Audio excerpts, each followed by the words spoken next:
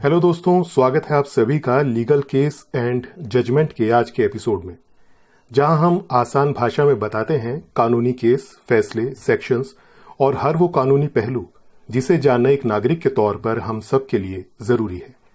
अभी तक अगर आपने लीगल केस एंड जजमेंट को लाइक, फॉलो, सब्सक्राइब नहीं किया है तो तुरंत करें और जरूरत के मुताबिक शेयर और कमेंट भी करें। तो आइए दोस्तों, आज बात करते हैं दिसंबर 2019 के एक महत्वपूर्ण फैसले से जो सुप्रीम कोर्ट ने दिया।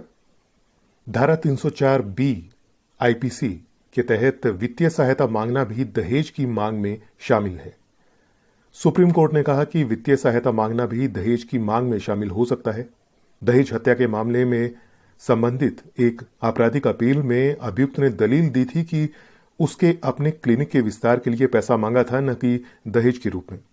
अप्पा साहिब व एएनआर बनाम स्टेट ऑफ महाराष्ट्र 2007 9 SCC 721 के फैसले पर भरोसा जताते हुए ये कहा गया कि कुछ वित्तीय आवश्यकताओं के कारण या कुछ जरूरी घरेलू खर्चों को पूरा करने के लिए या खाद खरीदने के लिए पैसे की मांग को दहेज की मांग नहीं कहा जा सकता।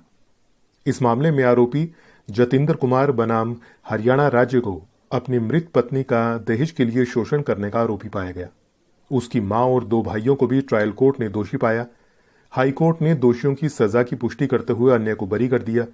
अप्पा साहिब केस पर आधारित दलीलों को खारिज करते हुए जस्टिस दीपक गुप्ता और जस्टिस अनिरुद्ध बोस की बेंच ने कहा, न्यायालय के उस फैसले को जिसमें कहा गया था कि वित्तीय सहायता को दहेज नहीं माना जाएगा, राजिंदर सिंह बनाम पंजाब राज्य के मामले में इस न्यायालय की 3 जजों की बेंच ने खारिज कर दिया है।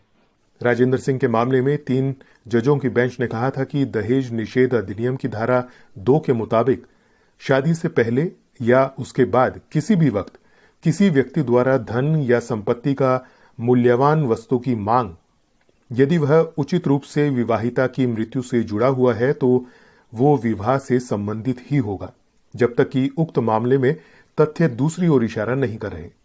कोर्ट ने यह भी कहा कि भारतीय दंड संहिता की धारा 304 बी में जल्द ही को तत्काल का पर्याय नहीं माना जाना चाहिए। इनकी टिप्पणियों के साथ बेंच ने ये अपील खारिज कर दी। दोस्तों, उम्मीद है आज के एपिसोड में दी गई जानकारी आपको या आपके किसी जानने वाले जरूरतमंद के काम जरूर आएगी।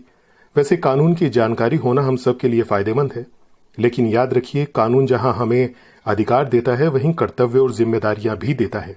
अगले एपिसोड में आपसे जल्दी ही फिर मुलाकात होगी एक नए विषय को लेकर।